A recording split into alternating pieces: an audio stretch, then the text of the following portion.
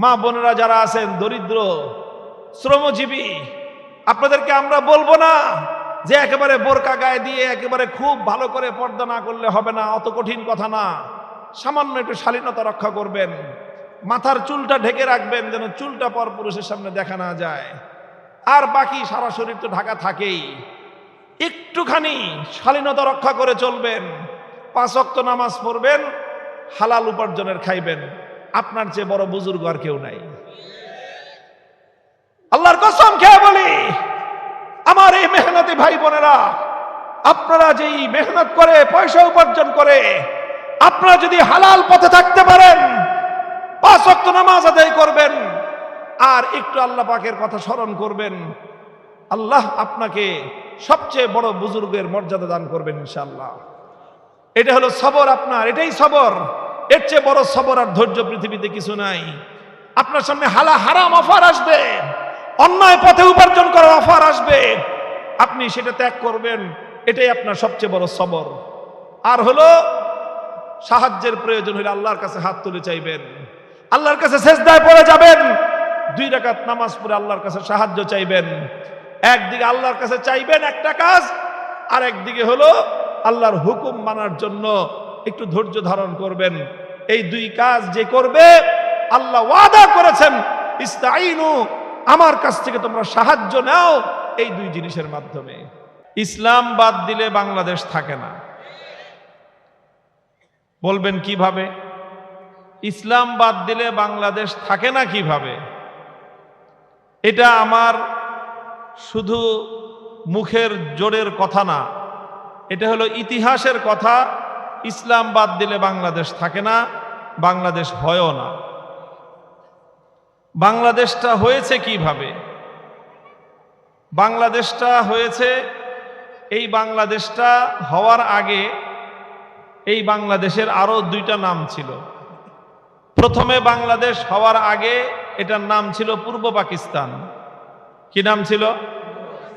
এখন যেটা বাংলাদেশ, এক সময় এটার নাম ছিল পূর্ব পাকিস্তান। পূর্ব পাকিস্তানের আগে এটার নাম ছিল পূর্ববঙ্গ। কি নাম ছিল? পূর্ববঙ্গ। তাহলে পূর্ববঙ্গ নাম ছিল কেন আর পূর্ব পাকিস্তান নাম ছিল কেন? কারণ একটাই, এই দেশটাকে, বাংলাদেশটাকে পূর্ববঙ্গ এই জন্য বলা হতো যে আরেকটা বঙ্গ ছিল, সেই বঙ্গের নাম হলো পশ্চিমবঙ্গ। বাংলাদেশকে পূর্ব পাকিস্তান বলা হতো কেন? কারণ আরেকটা পাকিস্তান ছিল, সেই পাকিস্তানটাকে বলা হতো পশ্চিম পাকিস্তান। তাহলে বাংলাদেশ এক সময় পূর্ববঙ্গ ছিল, তারপরে এটা পূর্ব পাকিস্তান হয়েছে, তারপরে এটা বাংলাদেশ হয়েছে। তাহলে পূর্ববঙ্গ কেন ছিল, কখন ছিল? আমাদের এই দেশটা পূর্ববঙ্গ ছিল ব্রিটিশ আমলে। ব্রিটিশ আমলে পশ্চিমবঙ্গের যারা ছিল তারা ছিল এলিট। এলিট বুঝেন না? এলিট বুঝেন না? এখন এই যে আপনারা যারা বেরিবাদের এই পাশে বড় বড় হাউজিং এর পরে থাকেন, আর এরপরে হলো যারা ওই পাশে বড় বড় দালান কোঠায় থাকে, আধুনিক জীবন, উন্নত জীবন তারা যাপন করে, তারা হলো এলিট। তারা কি? এলিট। আর এই যে সমাজের যারা খেটে খাওয়া মেহনতি মানুষ, অর্থনৈতিকভাবে যারা অসচ্ছল, একটু দুর্বল, তারা হলো গরিব মানুষ, আর একটা শ্রেণী হলো এলিট মানুষ। তো ঠিক এরকম ওই যুগে পশ্চিমবঙ্গ ওটা ছিল এলিট মানুষদের জায়গা, পূর্ববঙ্গটা ছিল দরিদ্রদের জায়গা। পশ্চিমবঙ্গে অধিকাংশ ছিল হিন্দুদের আধিপত্য, আর এই পূর্ববঙ্গে এখানে ছিল সংখ্যাগরিষ্ঠ মুসলমান। হিন্দু এলিটরা চাইতো না পূর্ববঙ্গের দুর্বল মুসলমানরা শক্তিশালী হোক, তারা চাইতো না পূর্ববঙ্গের মুসলমানরা আর্থিকভাবে সচ্ছল হয়ে উঠুক। পশ্চিমবঙ্গের হিন্দু এলিটরা তারা চাইতো না পূর্ববঙ্গের মুসলমানরা তারা শক্তিশালী হয়ে মাথা উঁচু করে আত্মমর্যাদা নিয়ে তারা মাথা তুলে দাঁড়াক, এটা পশ্চিমবঙ্গের দাদা বাবুরা সহ্য করত না, বরদাস্ত করত না। তখন আমার দেশের, এই দেশের মুসলমানেরা তারা ব্রিটিশ আমলে আন্দোলন করেছে, সংগ্রাম করেছে, বলেছে যে আমরা ওই কলকাতার এলিট দাদা বাবুদের অধীনে আর থাকতে চাই না।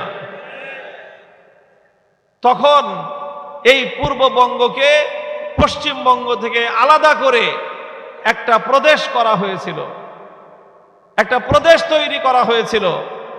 যখন এই প্রদেশটা তৈরি হয়, মুসলমানদের জন্য একটা আলাদা প্রদেশ, আর পশ্চিমবঙ্গ সেখানে সংখ্যাগরিষ্ঠ হিন্দু, তাদের আলাদা প্রদেশ। তখন পশ্চিমবঙ্গের এই এলিট আর বড়লোক হিন্দুরা দেখলো যে এই দুর্বল মুসলমানরা এইভাবে আলাদা হয়ে তারা যদি চলতে পারে, তাহলে তো তারা সামনে এক সময় মাথা উঁচু করে দাঁড়াবে। এই জন্য তারা আমাদেরকে দাবায় রাখার জন্য ষড়যন্ত্র করেছিল। এটা অনেক লম্বা ইতিহাস, আর আমি ওগুলো বলতেছি না। তারা আমাদের স্বকীয়তা কেড়ে নেওয়ার চেষ্টা করেছিল। এই পূর্ববঙ্গের মুসলমানরা যেন বিশ্ব দরবারে মাথা তুলে দাঁড়াতে না পারে, পূর্ববঙ্গের মুসলমানরা যেন আত্মমর্যাদায় বলিয়ান হতে না পারে। পশ্চিমবঙ্গের ষড়যন্ত্রকারীরা পূর্ববঙ্গের উত্থানকে ঠেকায় দেওয়ার জন্য তারা সহিংস জঙ্গিবাদী আন্দোলন পর্যন্ত করেছে, অনেক কিছু করেছে, কিন্তু শেষ পর্যন্ত তারা আমাদেরকে দাবায় রাখতে পারে নাই। 1947 সালে আমাদের পূর্বপুরুষগণ সেই পশ্চিমবঙ্গকে লাল কার্ড দেখায় দিল্লিকে এখান থেকে বিতাড়িত করে এই পূর্ববঙ্গকে আলাদা করে মুসলমানদের জন্য মুসলিম জাতিসত্তার ভিত্তিতে আলাদা একটা দেশ হিসেবে তারা গড়ে তুলেছিল। আমাদের নাম চেঞ্জ হয়ে গেল, পূর্ববঙ্গ থেকে নাম হয়ে গেল পূর্ব পাকিস্তান। কি নাম হলো? পূর্ব পাকিস্তান। আমাদের পূর্বপুরুষরা মনে করলো যাই হোক, পশ্চিম পাকিস্তান আর পূর্ব পাকিস্তান এক দেশ, এরা দূরে থাকলে কি হবে, এরাও মুসলমান আমরাও মুসলমান, আমরা মিলেমিশে এক দেশ, কাজেই আমরা মুসলমান ভাই ভাই মিলেমিশে থাকব। এইভাবে থাকলাম কিছুদিন, পরে দেখলাম পশ্চিম পাকিস্তানের খান পাঠানরা ওরাও আমাদেরকে বলে যে তোমরা দুর্বল, তোমরা গরিব। তারা আমাদেরকে অবহেলা করতে চাইল, তারা আমাদের সাথে বৈষম্যের আচরণ করতে লাগলো, তারা আমার দেশের সম্পদ লুটপাট করে পশ্চিম পাকিস্তানে পাচার করতে লাগলো। বাংলাদেশের কাঠ দিয়ে তৈরি হয় কাগজ, সেই কাগজ পশ্চিম পাকিস্তানে বিক্রি হয় 30 পয়সা, আর পূর্ব পাকিস্তানে বিক্রি হয় 50 পয়সা 60 পয়সা। আমার দেশের সুন্দরবনের সুন্দরী গাছ দিয়ে তৈরি কাগজ ওরা পায় অর্ধেক দামে, আর আমাদের কিনতে হয় ডবল দামে।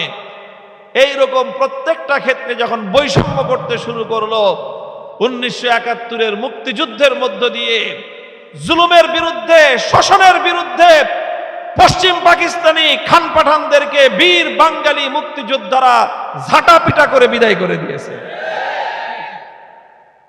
তাদেরকে ঝাঁটাপেটা করে বিদায় করার পরে পূর্ব পাকিস্তানের নাম পরিবর্তন হয়ে এটা হয়েছে স্বাধীন সার্বভৌম বাংলাদেশ। এই বাংলাদেশটা চলল। এবার আমরা মনে করলাম যে এখন তো পশ্চিমবঙ্গের হিন্দু দাদা বাবুরাও নাই, এখন তো পশ্চিম পাকিস্তানের খান পাঠানরাও নাই, এখন আমরা সুখে শান্তিতে সমৃদ্ধিতে আমরা আমাদের জীবন যাপন করব। আমাদের মধ্যে আর কোনো বৈষম্য থাকবে না, আমাদের উপর আর কেউ জুলুম নির্যাতন চালাবে না। এটা ছিল বাংলাদেশের মানুষের স্বপ্ন।